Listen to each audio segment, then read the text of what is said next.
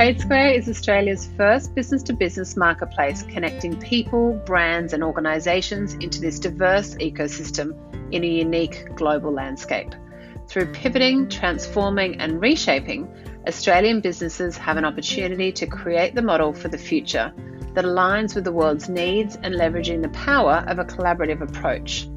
Through the TradeSquare podcast, we will bring together dynamic, diverse and thought-provoking leaders from business, government and organisations to have conversations to further enable new thinking for the future. Welcome to TradeSquare, Australia's leading business-to-business marketplace. I'm Catherine Vandermeulen and joining me today is Sean Matthews, founder of Banksia Consulting Group. This podcast is part of our Learning Square podcast series. How are you, Sean? Very well, Catherine. Thanks so much for being part of the TradeSquare podcast. We are super excited to unpack everything in your world. So we will start with always our big question at the beginning. Who is Sean Matthews? Look, that is a very good question, one that I've probably been grappling with all my life. But what people who know me would say is that I'm a passionate, caring, supportive, innovative, solutions person, really striving to make a difference in everything I do. So really, that's just me. Full of energy and really want to make a difference in areas that I see that needs that assistance and help. And so tell us about Banksia Consulting Group and the work that you particularly do that's aligned to the aged care sector. So Banksia, it's an interesting story around Banksia, how the name came about, because I think it really resonates with who the company is today. We started in August last year, and the Banksia name, I walked to our local park, which is in Botany, there's the Joseph Banks Park, and there's a lot of Banksia trees. And I was walking past a Banksia tree, and I'm looking at the tree and I'm going, these trees grow in any condition and any sort of weather condition. And it shows a sign of resilience. And I thought, that's a bit like who I am, pretty resilient. Then I looked at, the way the flowering of the tree on a regular basis, and that was, it flowers twice a year, so it showed renewal. And I like change and renewal. So for me, that's where the Banksia part of the company came from. More importantly, I think where this business is now compared to what it was 12 months ago is really the focus is on aged care transformation. And I guess with the aged care sector, the way it's going with regards to the Royal Commission outcomes and the focus on person-centred care, that there was a real need and a new fresh set of eyes to come over aged care. So we're really looking at providing a balanced, unbiased approach to helping the aged care sector deliver optimal outcomes through our consulting business, where we're focusing on, really two ends of the spectrum around consultancy services to the aged care sector, around, to the providers and the service providers that are providing that to aged care. So looking at go-to-market strategies, product and category markets, sales roadmaps for the providers and service providers that are going into the aged care sector, help them understand the problems that are in that area and work on that. The other area is aged care solutions. So we're really looking about business improvement solutions around leveraging the right software and technology to assist in organisational efficiencies, digital technology changes, and also in that we're doing a lot in the digital technology solutions. So we've partnered up with SSOL IT, which is the aged care healthcare sector. And then we're also looking at, we're also providing a mental health and wellbeing solution, partnering up with Enya Mindcheck, which I'm pretty happy with. So a lot of this is related to the challenges that that are facing aged care, and it's predominantly around the funding area and the aged care governance, the building of genuine people-centred care, workforce and utilising technology and improving the industry. So that's where we see Banksia sees opportunities to assist. It's looking at it from a clean set of eyes and not something, and giving support to the change from both an aged care workers to the residents that they look after. And what is it about the work that you do that you are passionate about? I think I'm passionate about the fact that a lot of these elderly people, I think you get to a stage, the elderly community, that they become invisible. And I think it's due to the fact that people think once they go into aged care, that's the end of the road. And I'm really passionate about changing that, because I think these people deserve better. They deserve to have, the care and respect and to be looked after for all that they've done for the country and for themselves and just for Australia in general. And I think what I'm trying to do is to really look at how we can support that change to make it better, because obviously the Royal Commission has come out and there's 148 recommendations, which, where do you start? There's so many different areas that need to be fixed. But I think most importantly, what I'm passionate about is really affecting change and transformation in that sector. I think it's long overdue and something that a lot of the elderly people deserve better. And so what are 3 things that you've done in the past 12 months that you are proud of? Well, I think I'm proud of the fact that we've started a company from nothing, pretty much set up from start, and we've just evolved over that last little while. I think the other thing I'm quite proud of is the fact that we've managed to help organisations, both from a provider and a service provider, to look at that and doing work with TradeSquare and the pilot program that we are currently working on at the moment is exciting, because we get to understand what goes on in aged care and how we can impact and improve change.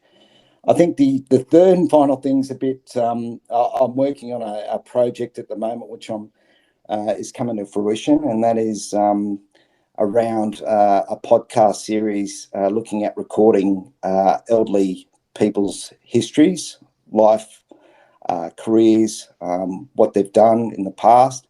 It's called Making the Invisible Visible, and I'm pretty proud of that. I've started a pilot program on that and interviewed my mother, which was interesting, because I never learnt a lot about my 76-year-old mother that I didn't know about, and found out a lot more information, and we've recorded it, and now I can pass it on to family members in the family, and a lot of people get.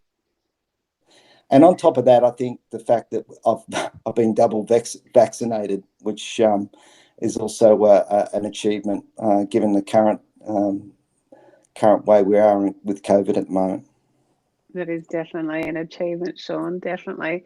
And just going back to your point about interviewing your mother, it really is about the questions that you ask and the right time that you ask those to get some of the answers that you might have been looking for within the depths of that. So super, super interesting. Yeah. And so how over the last 12 months have you seen the sector really evolve, change and transform? Look, I think it's a slow change. The aged care sector has been going down a certain pathway for some time, and a lot of it's related to funding, lack of funding, and around governance. There's a lot of change that needs to happen. It's happening, but it'll happen at a slow pace. Although a lot of people would like it to go a lot faster than it is. I think that there's a number of issues that they've got to tackle as well, and that is about the workforce retention. How much of their workforce have they got? So I think although there's a lot, and there are a lot of committees being set up by the government related to that, I think it's just taking time. I think people are focused on improving the situation, but I think generally, from my experience in working in with the aged care providers, is that it's not as quick a quicker change or transformation, it takes a little bit of time, and there's a support and focus there. So I think from what I'm seeing at the moment, I think the change is coming, but it'll be effectively not as quick as we would like it. And I think it's all related to, when you look at the aged care sector at the moment, 60% are tracking negative EBITDA, which basically financially they're in the red. And then you've got 40% that are operating with a profit. So there's not a lot in what they're doing. They're relying on a lot of government input, and I think that'll slow things down substantially.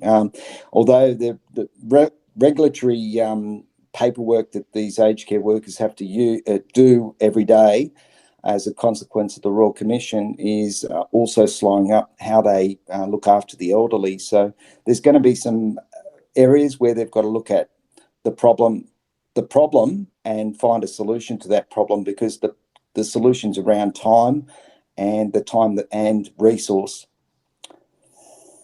And as a solutions-driven human being that you're in that right place to find those solutions to the challenges, right? Yes, that's correct. And look, there's always I've always got a solution for a problem, but it's just it's how you get to that, how you understand what the problem is in the first place, and what the real outcome should be. You only do that by understanding each individual aged care provider is going to have their own challenges. They're not all the same. Some are operating quite well, some are not operating well. So it's around doing that. I've always been really keen on best practice. What's best practice look like in aged care? And I think there's a real challenge in that space, because I don't see where best practice is. And I think that's ultimately the goal we need to get to be. If you're going to transform aged care, let's do it to a sector we're very proud of and something that could be world-class. And so how have resilient, dynamic and resourceful individuals played a key role in working towards that transformation of Australian aged care? Look, that's a really good question. I think it comes down to a couple of things. I think it comes down to really understanding the core problems and understanding where the key challenges lie. And it's easy for a lot of people to say it's this, that, and the other. It'll be individually different to every organisation, but fundamentally, it gets down to person-centred care. How are we looking after our elderly? How do we change from an institutionalised organisation or sector into a more care-based focus, which allows people to get enjoyment out of their life? And I think those key things, those key aspects around resilience, it's around finding a solution to the problem. It's around communicating that in a way that people understand. It's about change management. All of those things have to have a significant play. And you have to be resilient, because it's a slow burn. It's not one of these things that happens overnight. You're going to see a complete turnaround in aged care. It'll be a challenging period for the sector. And so finally, what are some of the hot topics in your office at the moment that are really getting you excited? Well, the utilisation of technology to improve people both in the home and both in residential care is a real key opportunity. And I guess, looking at the types of technology that can keep people safe at home at longer. Ultimately, I think the government would like to keep people in the home as long as possible, and without going into aged care. So all the steps are put in play to ensure that. And I think there's a lot of technology going out and a lot of people looking for to support it. I think it's just finding the right area, and that's the exciting piece, because everybody's excited about creating a solution, technology and software solution that's going to make things a lot easier, and so that at the end, the aged care workers and the people working in the aged care sector can focus on quality of care, which is the most important thing. Well, thank you so much, Sean, for sharing your world and digging deeper into this very interesting sector for us and for TradeSquare. So thank you. Thank you.